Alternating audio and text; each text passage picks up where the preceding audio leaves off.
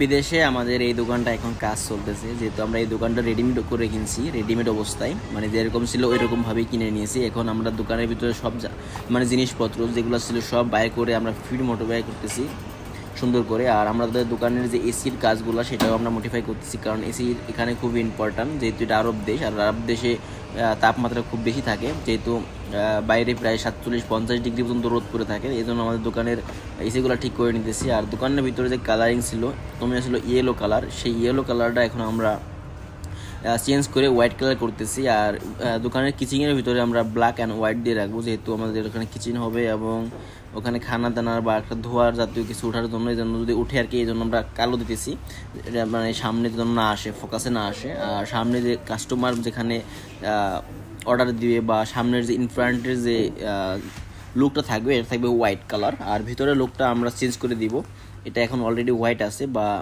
এখানে অনেক কালার দাগ আছে যেগুলো আমরা দেখতেছি না, আমার ক্যামেরা আসতেছে না। এই দোকানটা একটা পাকিস্তান চালাইছে ওমানির থেকে। তো দোকানের ভিতরে এমন অবস্থা ছিল, একদম খুবই বাজে অবস্থা, যা আসলে বলে বোঝানোর কাজে নাই। কারণ এখানে সে কাজ করছে আর দোকানের ভিতরে এমন একটা অবস্থা করে রাখছে। আর দোকানটা সেই এই কারণেই বেচা, সেল কম ছিল যে কাছ থেকে আমরা নিয়েছি।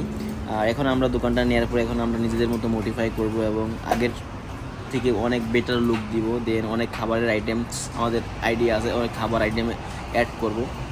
তো ইনশাল্লাহ দোয়া করবেন আমরা যেন এই দোকানটার আগের থেকে বেশি রানিং করতে পারি এবং আমাদের মতো আমরা চালাতে পারি।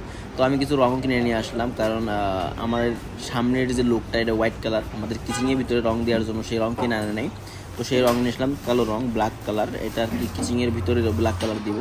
এই কিচিংয়ের লুকটা কিন্তু একদম খুবই বাজে অবস্থা ছিল, এখন মোটামুটি সব মাল চেঞ্জ করছি এবং ভিতরে কিছু ডেকোরেশন কাজ করছি।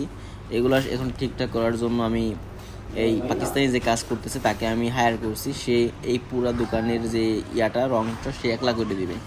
আর দোকানের ভিতরের লোক বাইরের লোক কিন্তু এরকমই, যেহেতু আমাদের বাইরের লোকটা জাস্ট লুক মানে ব্ল্যাক, আমাদের বোটের নাম just look but black colour, এই জন্য আর কি ব্ল্যাক অ্যান্ড হোয়াইটের সাথে মিক্স মানে ম্যাচিং করে আমাদের কালারটা করা হইতেছে।